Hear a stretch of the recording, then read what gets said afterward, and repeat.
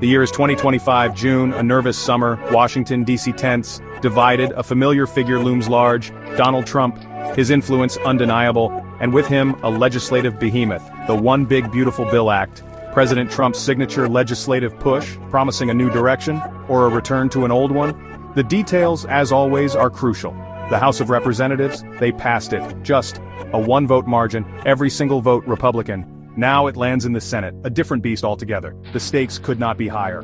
Republicans are eyeing the budget reconciliation process. They want this done by July 4th.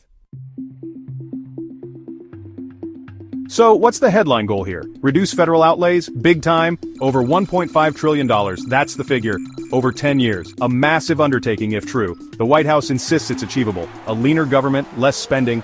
But the path to these savings? That's where the real story begins. Tax changes are absolutely central. Remember those 2017 tax cuts? The Tax Cuts and Jobs Act? Many provisions are set to expire.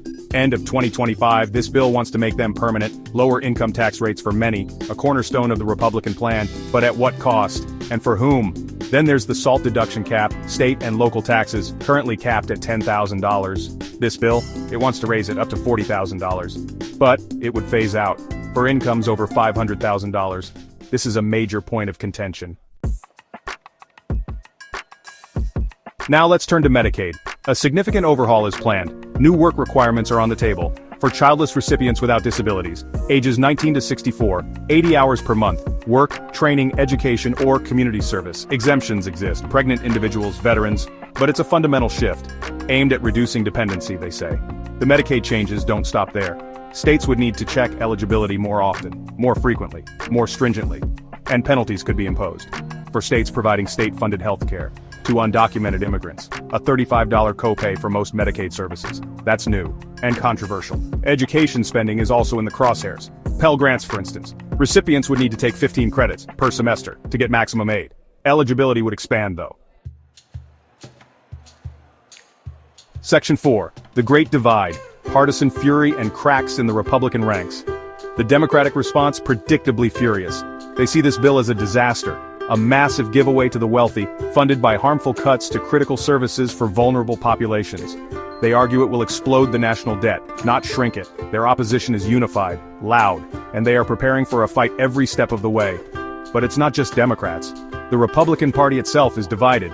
Fiscal hawks are restless, agitated. Senators like Rand Paul, Ron Johnson, Rick Scott, Roger Marshall, and Ted Cruz. They want deeper spending cuts, much deeper. Some are demanding up to $2 trillion more beyond the House bill's $1.5 trillion. Senator Paul called the current cuts wimpy, anemic even. Then you have the Senate moderates, Republicans like Susan Collins and Lisa Murkowski. They have serious concerns about the cuts to social safety net programs, Medicaid in particular, the impact on rural hospitals.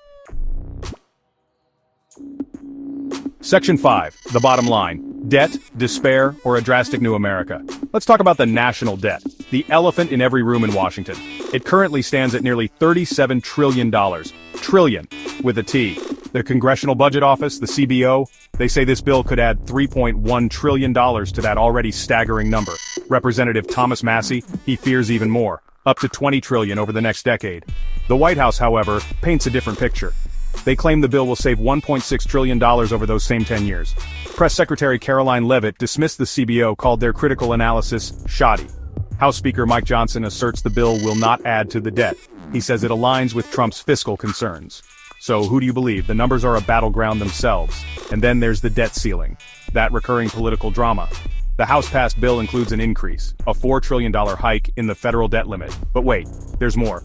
A Senate version reportedly proposes $5 trillion. Fiscal conservatives like Senator Rand Paul, they are aghast, horrified. He called it potentially the largest ever increase and a GOP responsibility.